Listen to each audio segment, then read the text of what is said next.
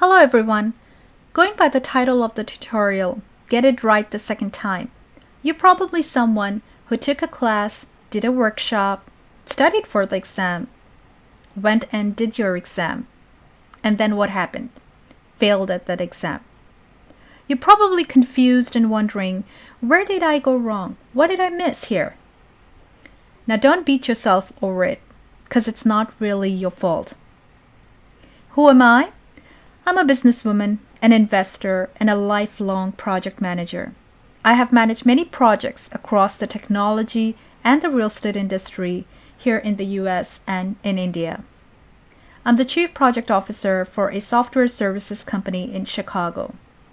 You can look up my profile at hajraalamodi.com. Visit my company, alamodiavenues.com. The PMBOK Guide is a very important book for this exam, provided by the Project Management Institute. But it is a dry book. It's a challenging book, and a lot of us have a hard time reading this book. In order to address this gap, many different books have come up in the marketplace, all trying to simplify that PMBOK Guide and explain it in an easier language.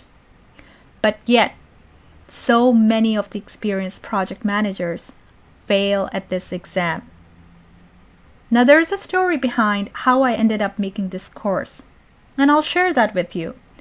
But for now, just know that the secret lies in the processes.